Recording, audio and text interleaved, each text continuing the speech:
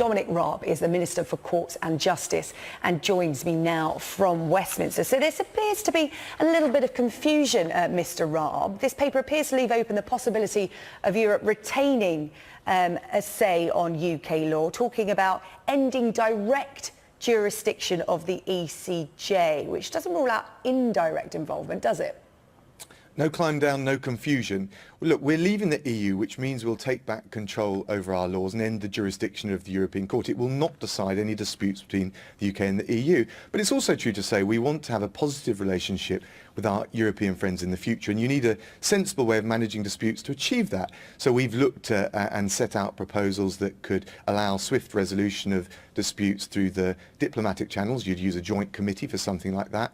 Maybe a subcommittee on technical issues, scientific issues and sectoral questions for business. And ultimately, I think we may well need some form of arbitration, and that is not the jurisdiction of the European Court. In fact, the EU doesn't use in its treaties with third countries the ECJ jurisdiction in any example. And the way arbitration typically works is the UK appoints an arbitrator, the EU appoints an arbitrator, they agree a third and they settle bones of contention that may arise. And the reason we want something like this is it's a sensible way both sides can have confidence in, which will make sure we can resolve tensions, creases, disputes in an amicable way so our relationship can go from strength to strength. Well, you say there will be no climb down, but this is a proposal document. The EU do have a say in what's going to happen. And what you're saying there is if there is a dispute over trade or citizens' rights, two big issues that people voted on in that EU referendum, if there is a dispute, who decides what is correct? And you're talking about a separate committee, an arbitrary body. Why should the EU set something like that up? It's expensive, it takes time. They've got the European Courts of Justice.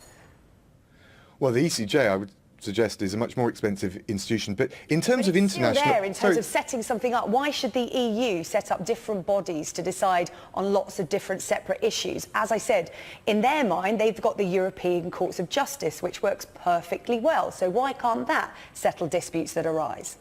So no, I'm afraid that's just not accurate as a matter of fact. In the EU's relationship and treaties and international agreements with third countries, it never uses the ECJ to resolve disputes. Typically, the global and EU practice, which is what we've set out, it's tentatively, and you're right, it's the subject for negotiation, is an arbitral process, and it's just as inexpensive a way of doing things as would be incrementally relying on the ECJ. But look, fundamentally, if you've got an international agreement, we wouldn't expect the UK Supreme Court to decide disputes between the UK and the EU anymore than we could allow the ECJ to decide those disputes. So we're drawing on sensible proposals. Arbitration's been used for many hundreds of years, back into the 19th century.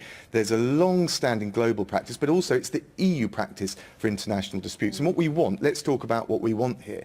We want both sides to be able to have the confidence in that process, so we iron out creases, we manage tensions, so that the relationship that we have goes from strength to strength. Okay. I just want to talk to you about those other countries you mentioned there that operate outside of the EU, but with the EU, if you see what I mean. One of those that's always used as an example is Canada. But when you look at Canada, over 90% of their laws are pretty much mirrored by EU law, whereas you're saying that the UK is going to have completely separate laws. When the Great Repeal Bill happens, everything will be UK rubber stamped. How different is our legal landscape going to look outside of the EU, or is it pretty much going to look the same? It's a very good question. Look, we're taking back control of our laws, so both sides will have the right to pass their own laws.